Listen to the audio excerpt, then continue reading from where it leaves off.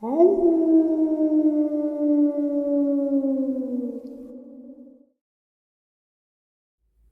and salutations, everyone. Welcome to tonight's bonus upload. Before we jump into this set of terrifying experiences, I have a couple links. As you know, I rely on Patreon, PayPal channel membership, and the merch to help the channel to continue to grow and go. Links to Patreon, PayPal, and channel membership is in the description below. Merch is displayed directly under the video. Also, Dogman Frightening Encounters Volume 1 through 3, the audiobook versions. They were written and researched by Tom Lyons, narrated and produced by me, Jeff Nadolny. Those audiobooks are available on Audible, Amazon, and iTunes, links to which are also in the description as well. And finally, last but definitely not least, if you'd really like to help support this channel to continue to grow and go, simply subscribe. It doesn't cost you a cent. Click that like button, takes half a second. If you don't want to miss out on any of the informative uploads I put out daily, click that bell icon, and folks, please leave a comment. Why? Well, because all these things, they really do help this channel to continue to grow and go. And folks, they definitely really do matter. Now, everyone, I have taken far too much of your time. Let's jump in to tonight's bonus, shall we? Alright guys, so because this is a bonus upload, I'm going to throw in a couple of my favorite video clips that I like to check out. The first one that you're going to check out, I have actually played with the contrast a little more, and I had slowed it down in a couple of spots so we actually can see what is jumping off of that embankment as those two the cameraman and the guy that is kneeling down are running away. You can see it a little better. Also, the last video that you will see is another favorite of mine. And, I love when people just try to debunk something that cannot be proven real or fake. I actually encourage people to try to debunk videos because that really shows proper research. Instead of biting right into a video and saying that is absolutely 100% real, look at that. I like when people slow down, take a look, maybe play it on their computer, record it for themselves, slow it down, rewatch it, reverse it, and just mess with it, just so you can see different things that can't be seen as the video is. So anyway, guys, let's get into this.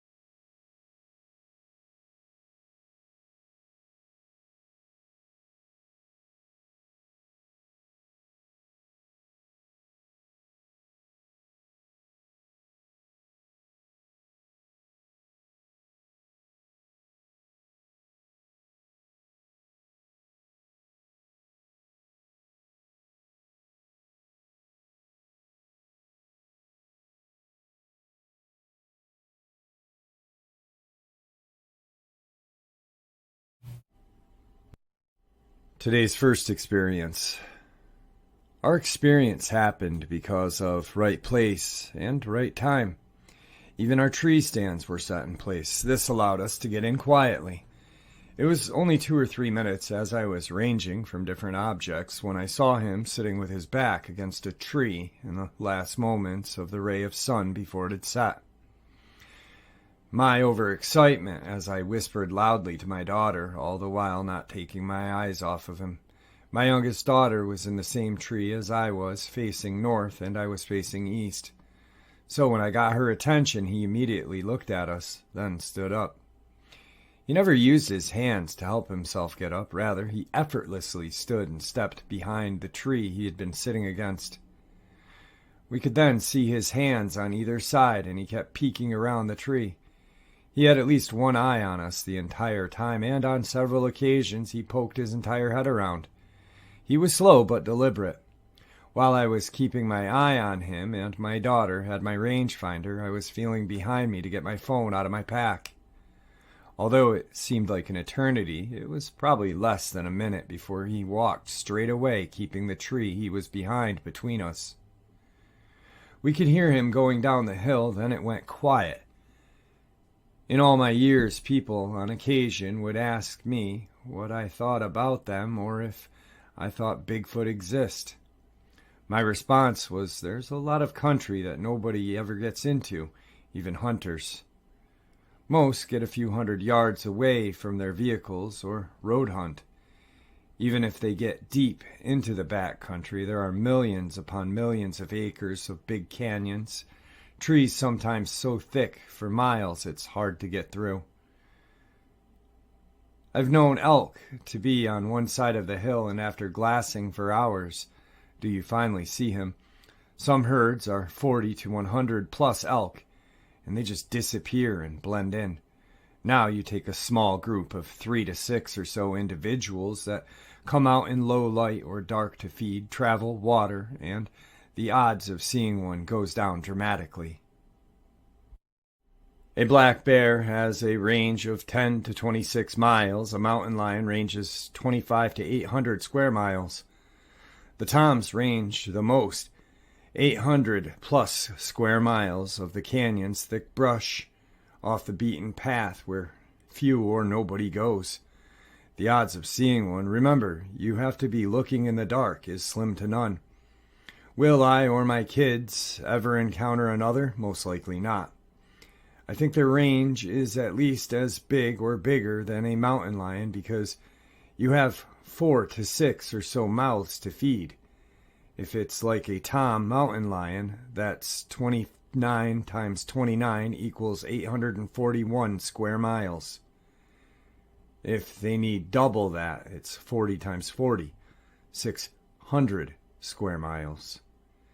If they are on constant move, following good food source as they move a mile or so each night, and they can go zigzagging through the thickest and most remote country in the dark, if you had that group that was next to your territory on opposite side, the two groups could be 80 miles apart.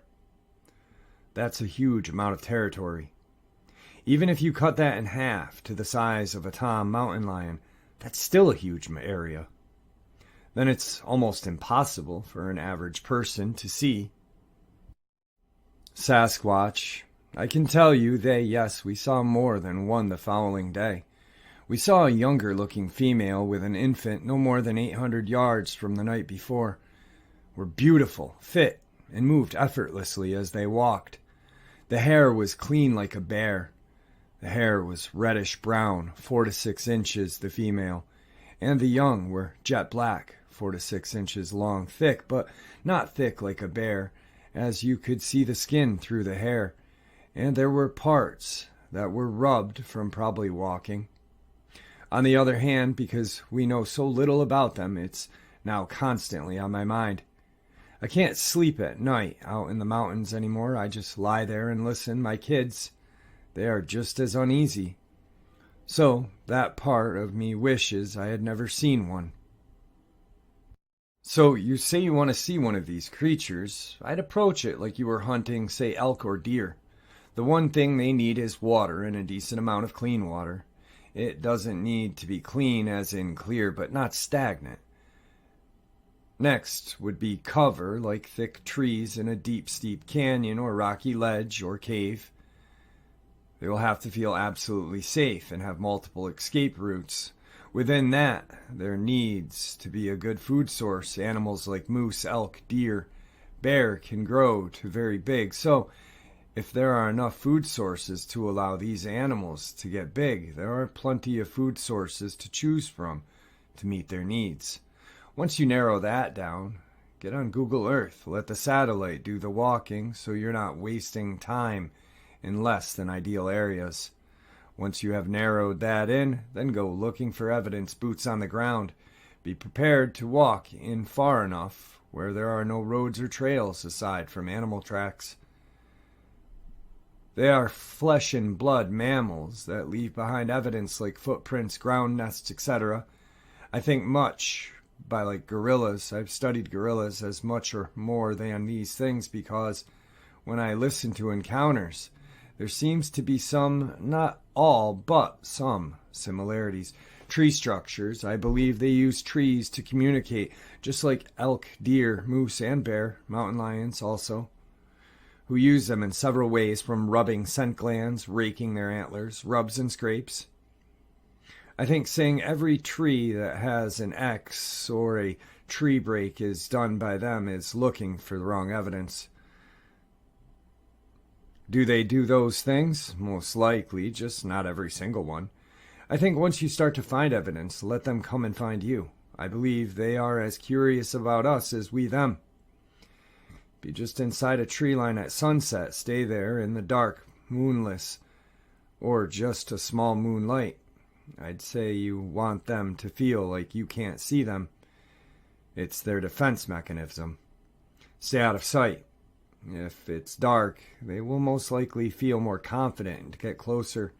I think before you see the slightest hint of daybreak, they will have already slipped into their daybeds with sentinels. Almost like monkeys and great apes have sentinels. I think these creatures do as well. Mind you, this is just my theory. I don't know for sure on any of these things, and like I said, I do know they are flesh and blood. They don't teleport or go invisible. They have a huge home range and live in small groups. They seem to move at low light or dark of night, making it damn near impossible to see one. All of those things have to line up perfectly with you. It took me 48 years. I spend on average 100 plus days in a year in the mountains. It took decades for everything to line up to allow this to happen, and we were not even looking for one. I wish everyone could have an encounter like we did.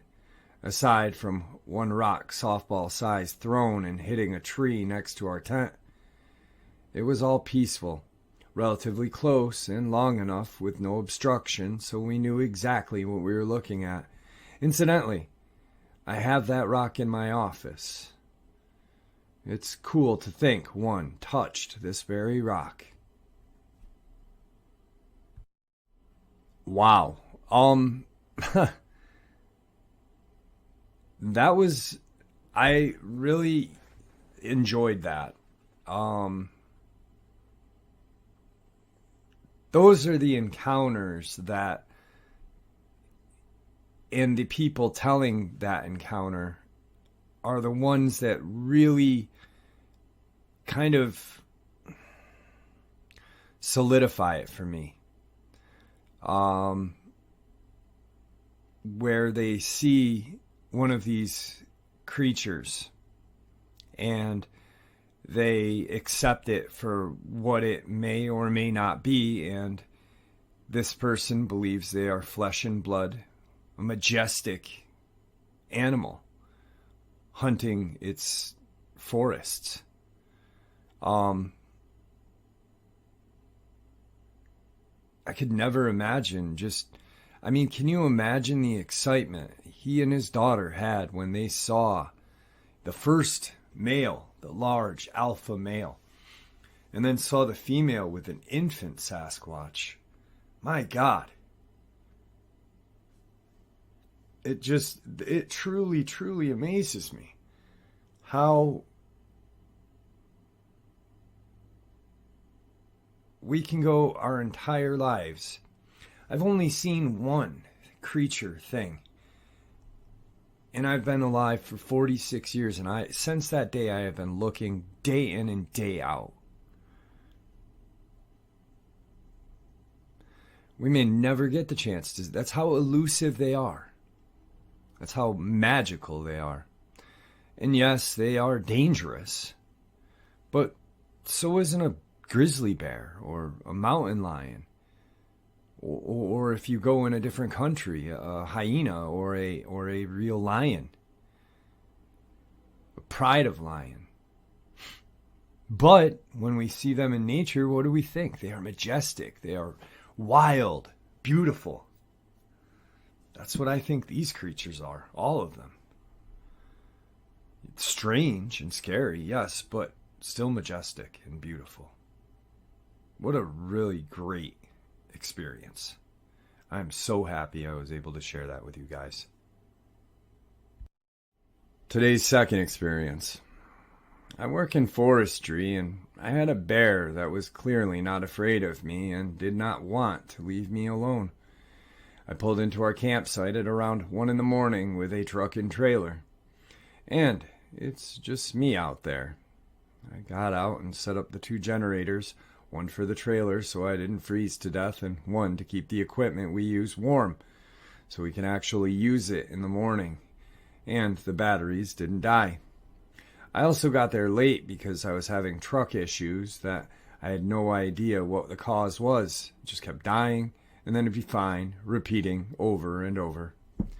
I set up the generator for the trailer, and as I was getting the second out of the truck, I heard a branch snap loudly. I stop and listen, and I can hear more branches snapping and some rustling in the trees about 50 meters away into the trees. It's getting closer.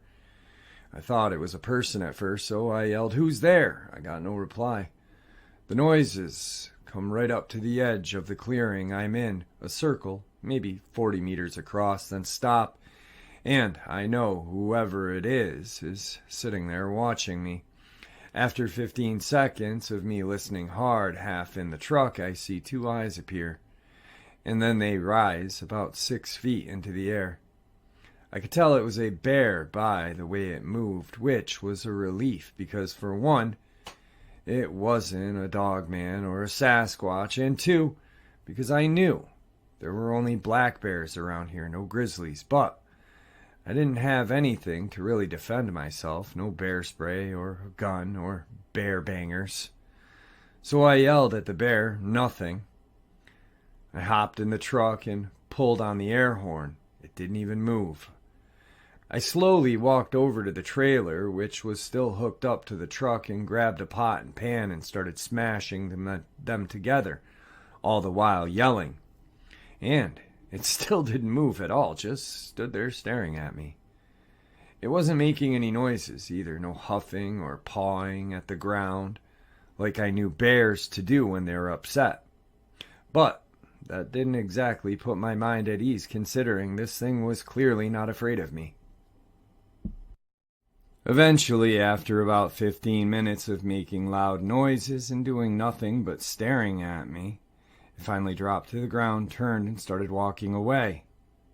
I waited for about 5 minutes since I had to set up the second generator, which I had to bring closer to the bear picture, a triangle. I was at a corner, the bear was at another, and where I needed to bring the generator was at the third.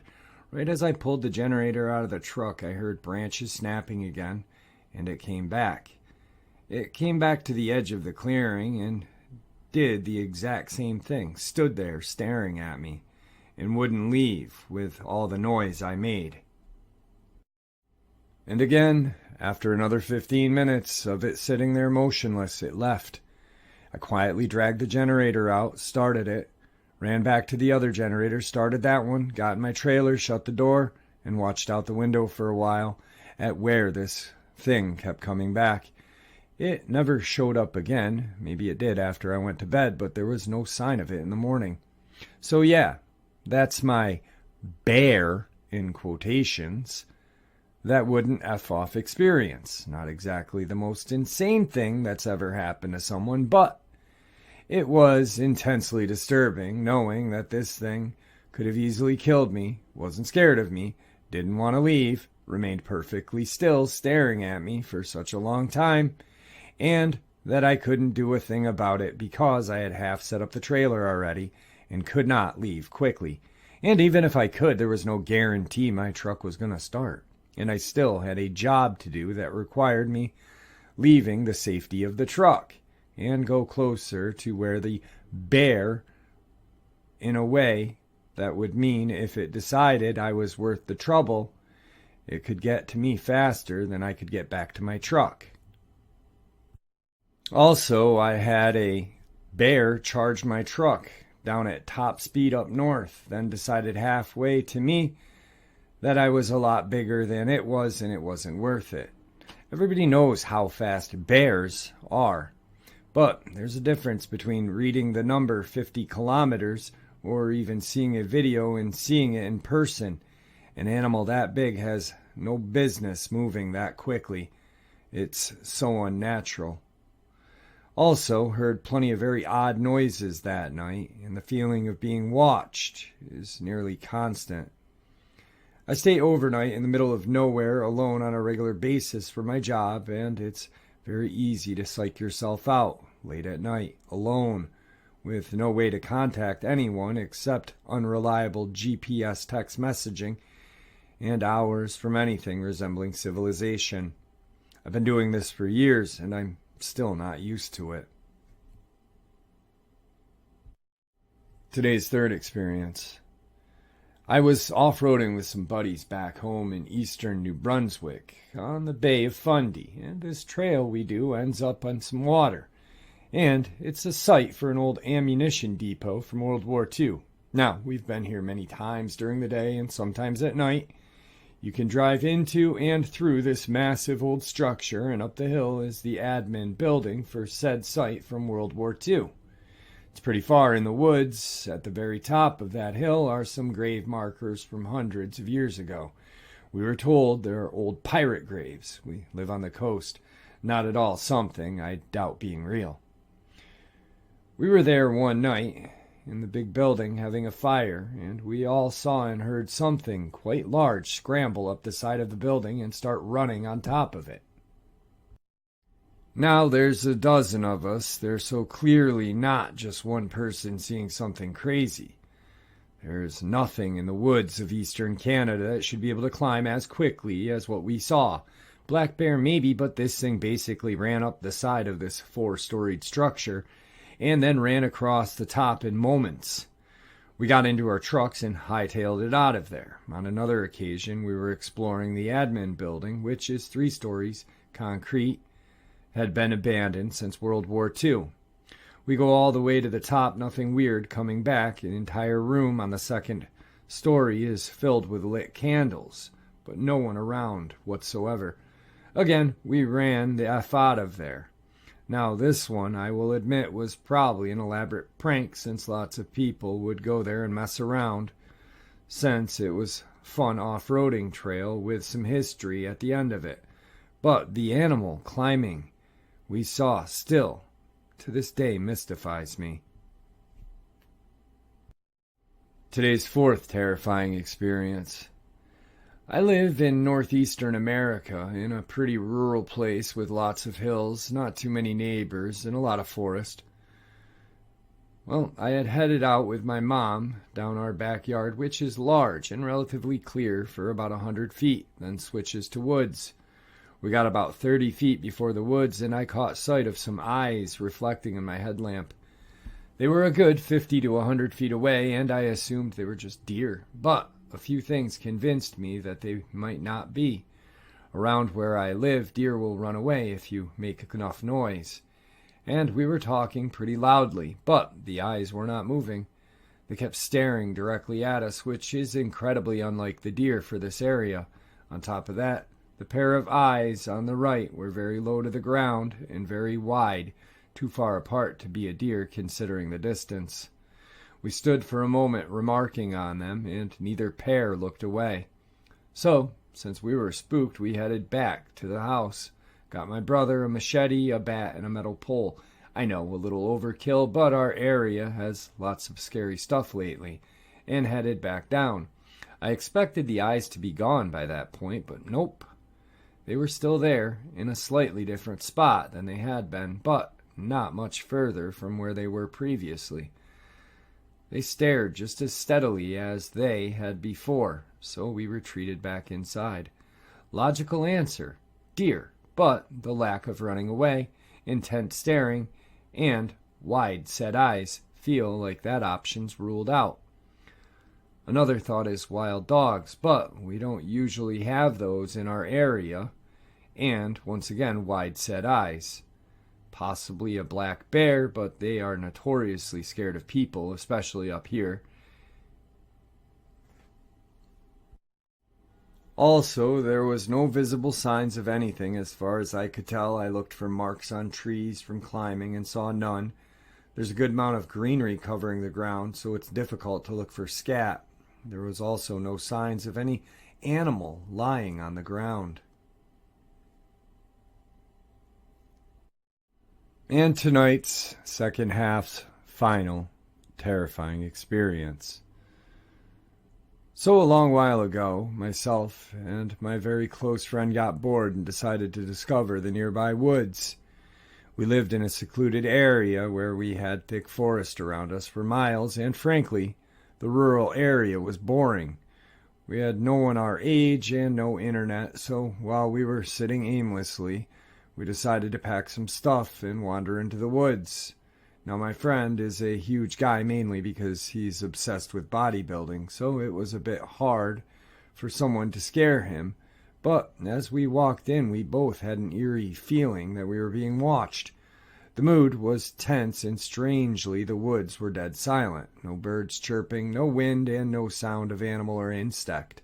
Not even crickets. Approximately 20 minutes of nothing but scaring ourselves, we heard a bark. Where I live, we have stray dogs, both in the streets and the wooded areas, and the ones that are in the wooded areas are not as friendly as the ones in the streets because, well, they're mainly hungry. We stopped in our tracks and paid close attention to where the sound had come from. It was coming from our left and sounded pretty close. However, as the bark kept on, we both realized there was something off about it. I don't know how to put this, but it was almost like someone was trying to impersonate a dog, doing a very good job of it, but at the time, not really. Then we realized another odd thing about our supposed canine friend. The bark was repetitive, like it was playing on a speaker on repeat. My friend said that something is off, and he was genuinely creeped out. And I'm not going to lie, I was shaking. You might say it's quite natural to get creeped out in the woods in the middle of the night, in the middle of nowhere, but this was different. Every single fiber on our bodies wanted us to get the F out of there, but we were too scared to move. Finally, I told my friend to run, and quite reluctantly he obliged. We ran like our lives were depending on it, and still felt like that thing was chasing us. We were out of breath when we found our way back, and my buddy said he heard branches breaking as we were hauling out of there, and he was on the verge of crying hysterically out of pure fear. Strangest thing, however, is the fact that we both live in a country which has nothing to do with America, let alone Native American culture. What do you all think might be stalking and chasing us back there?